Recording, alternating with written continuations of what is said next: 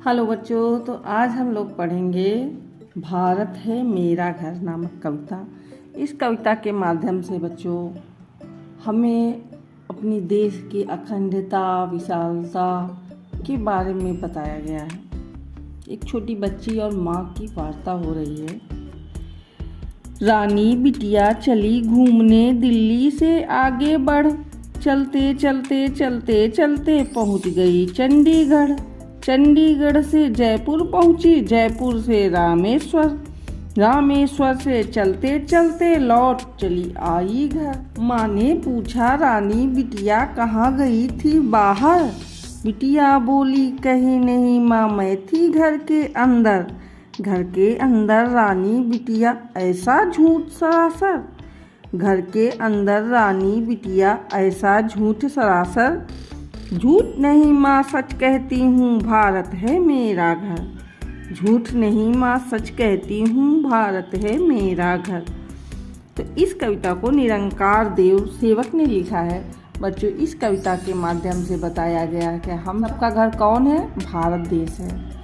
हम सबका देश एक है, चाहे हमारे प्रदेश और बोली भाषाएं अलग ना हो, लेकिन हम सब किस देश के हैं? भारत के हैं। भारत ही हमारा घर है। तो बच्चों आओ इसका अभ्यासकार भी देख लेते हैं। तो अभ्यासकार का पहला प्रश्न है, रानी बिटिया कहाँ से चली थी? तो बच्चों कहाँ से चली थी? दिल्ली से चली थी।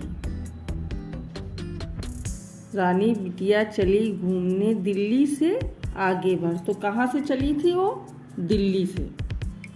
रामेश्वर के पहले वह कहाँ कहाँ गई थी? तो रामेश्वर के पहले वह चंडीगढ़ और जयपुर गई थी। तो हम उत्तर में क्या बताएंगे? रामेश्वर के पहले वह चंडीगढ़,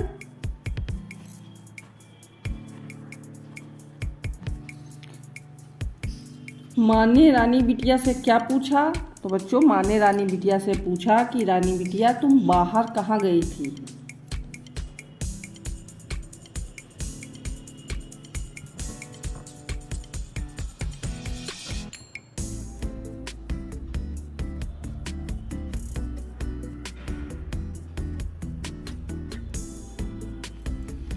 बिटिया के बाहर जाने को घर के अंदर क्यों कहा?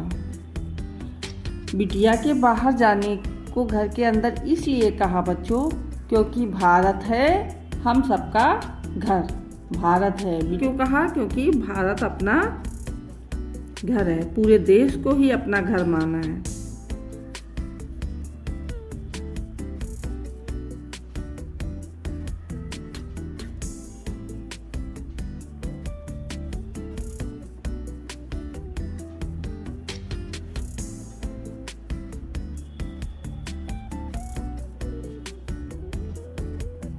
प्रश्न, एक जैसे तुक वाले नगरों के जोड़े बनाओ। तो बहुत ही आसान है। चंडीगढ़, जयपुर, मुरादाबाद, चेन्नई, जोधपुर, वल्लभगढ़, मुंबई, फिरोजाबाद। तो जब तुक वाले शब्द होते हैं तो उनमें क्या होता है? पीछे के शब्द मिलते हैं, जैसे चंडीगढ़ और वल्लभगढ़, जयपुर, जोधपुर, मुरादाबाद, फिरोजाबाद, चेन्नई, मुंबई। ये हो गया। अगला अभ्यास कार्य है, विलोम लिखो। कड़ा, कड़ा क्या क्या हो जाएगा? नरम। झूठ का सत्य, झूठ का सत्य या सच। आग का पानी, संतोष का असंतोष।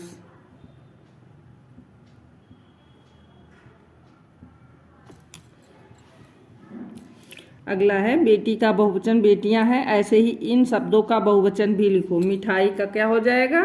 मिठाइयाँ। सीढ़ियाँ,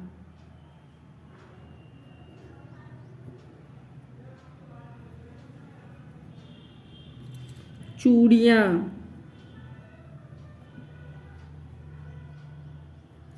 कहानियाँ,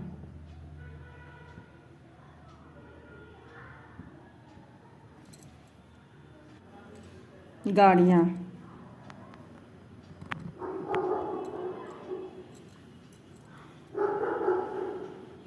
अगला है बच्चों, सही जगह पर विराम चिन्ह लगाओ। या बाजार गई उसके साथ छोटा भाई था। उन्होंने बहुत सारा सामान खरीदा। बाजार में वे दोनों बहुत देर तक घूमते रहे। सामान लेकर वह दोनों घर लौटे तो माँ ने पूछा, इतनी देर कहाँ थे? तो ये क्या हो जाएगा? प्रश्नवाचक।